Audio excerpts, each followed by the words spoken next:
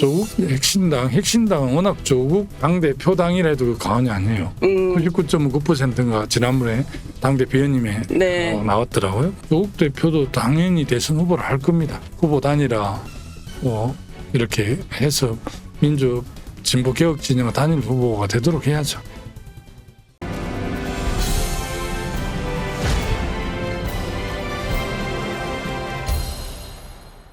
이재명 전 대표 사법 리스크 아까 잠깐 말씀을 하셔서 그거 얘기를 좀 해보고 싶은데 그 이재명 전 대표가 최근 TV 토론에서 이 법정에 갇히게 생겼다 이렇게 말씀을 하셨어요.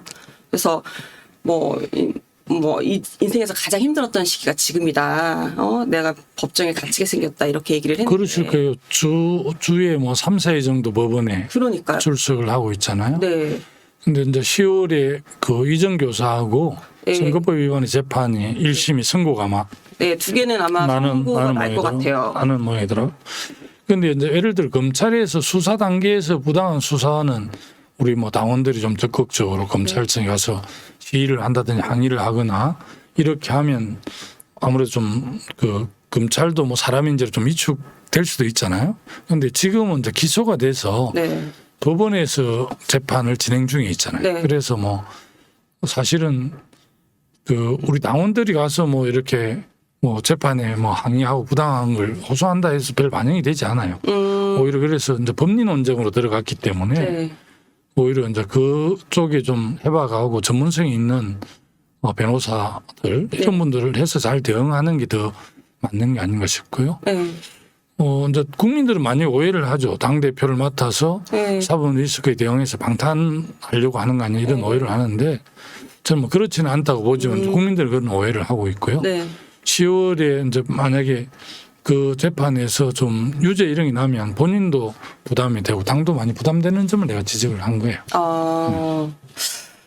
물론 3심제잖아요. 네. 그래서 1심이 선고가 나더라도 네. 또 항소심도 있고 상고심도 있기 때문에 네. 당장 뭐가 생기는 건 아니지만 그래도 또 우리 당의 대표가 그 1심에서 유죄 선고가 나면 네. 아무래도 좀 리더십이 훼손되고 그러지 않겠습니까? 그렇죠. 그리고 어쨌든 이게 공격의 빌미가 되니까 물론 이제 말씀하신 대로 3심제이기 때문에 이제 유죄 확정이 아니고 또 어떻게 될지 2심, 3심에서 어떻게 될지 모르는 거는 분명한 사실이기는 한데 상대 진영에서 공격의 빌미가 충분히 될 수 있어서 당연히 좀 아무래도 예, 데미지가 좀 있겠죠. 대선을 치르는 데 있어서는 굉장히 위크 포인트이긴 할 것 같아요. 네. 근데 이거에 대한 전략도 좀 필요할 것 같고. 그 걱정을 당원들이 좀 하는 분들 꽤 많죠.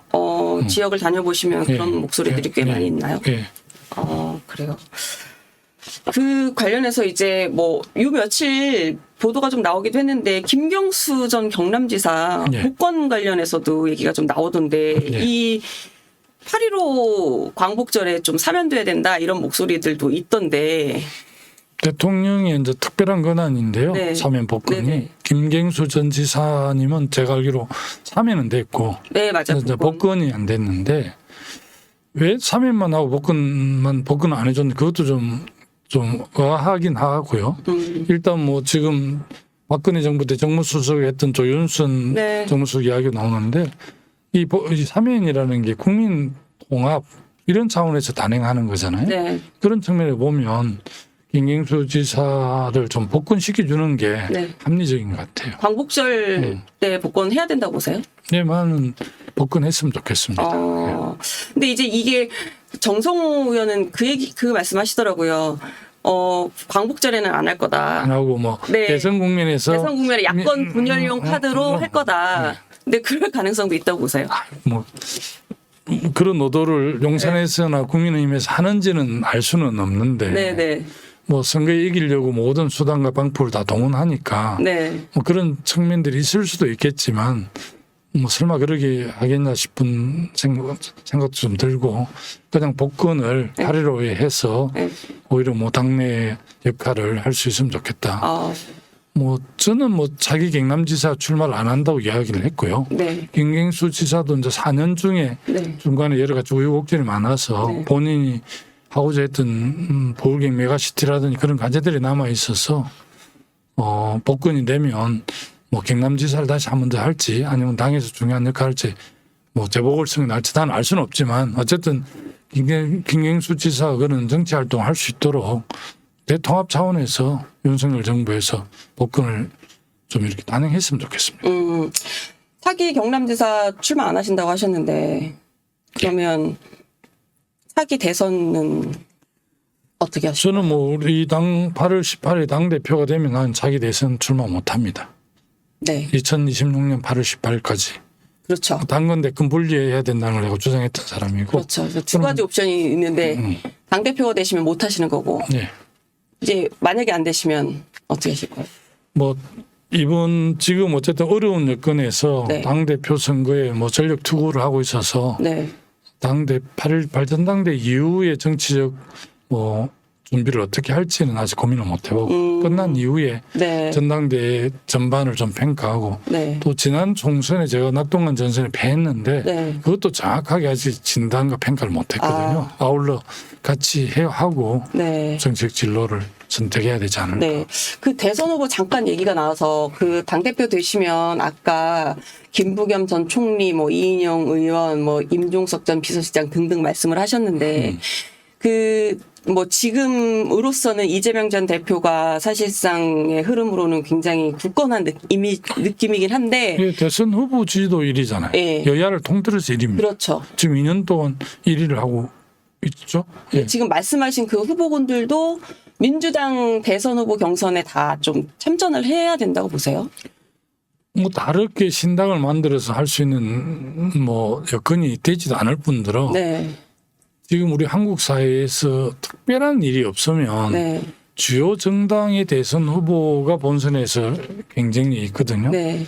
뭐 예를 들면 뭐 런던 더비에 제주도 또 조랑말을 타고 할 수는 없잖아요. 네네. 그래서 적어도 이제 뭐 비유가 적절한지는 모르지만 한국 대선은 적어도 적토마 정도는 타야 되니까 네. 한국 대선에서 적토마는 더불어민주당, 국민의당이라고 생각합니다. 아. 두 당의 후보가 아니면 네네. 국정을 맡기 힘듭니다. 한국 아.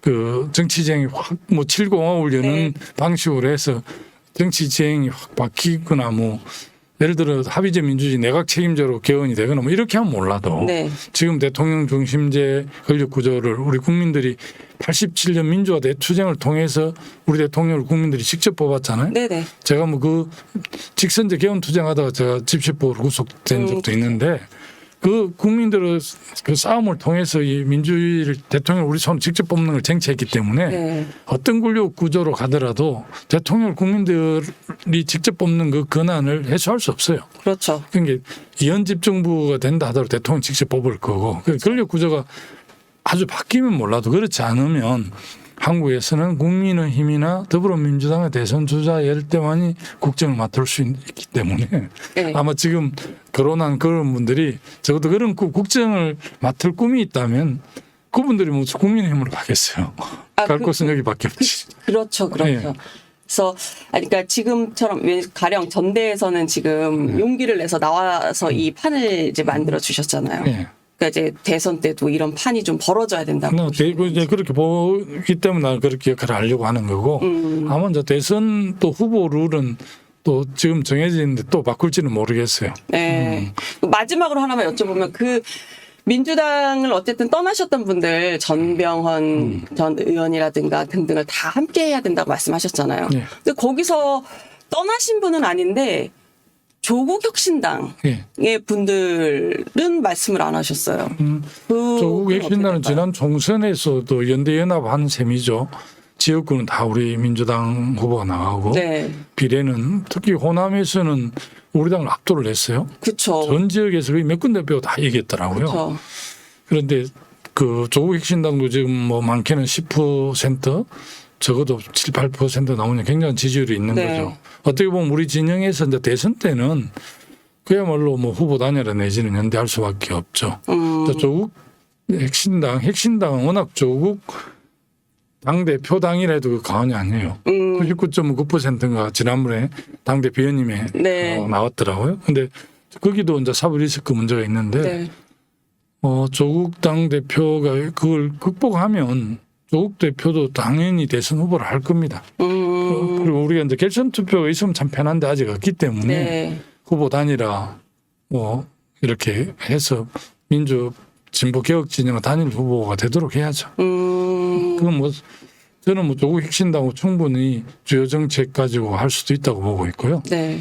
지금 원내 교섭단체 국회의원 20인 이상이잖아요. 네, 네. 우리가 야당일 때 10석 이렇게 했는데 네. 조국 혁신당 12석이잖아요. 네. 우리가 우리 당이 좀 민주 진보 진영 마태형으로서 네. 원내 교섭단체를 구성하는데 10석이면 되게 해주면 좋겠더만 안 하시더라고. 나는 그런 사람이에요. 그런 철학을 갖고 있는데 네. 오히려 뭐 원내 교섭단체가 되면 이제 국회 운영 전반에 대해서 네네. 그 혁신당이 굉장히 발언권이 세지잖아요. 그걸 경계하는지 어쩐지 그런 쪽에 열어주지를 않아서 네. 저는 좀 아쉽더라고요. 조국 혁신당 원내 교섭단체 될 수 있게 기준을 좀 완화해 주는 게 좋겠다. 우리 당이 옛날에 많이 그랬어요. 열석 이야기를 많이 했는데 네. 어느덧 뭐 우리 당이 기득권이 돼버렸는지 그 열석 이야기 속 들어가 버리네요. 알겠습니다. 전당대회 마지막까지 선전하시기를 기대하겠습니다. 네, 저희 지금까지 김두관 더불어민주당 당대표 모시고 말씀드렸습니다. 경쟁자이신 이재명 전 대표도 저희가 최대한 전당대회 마지막 끝나기 전까지 섭외해서 말씀 듣도록 노력을 하겠습니다. 네, 여러분 저희는 다음 주 이 시간에 다시 찾아뵙도록 하겠습니다. 감사합니다.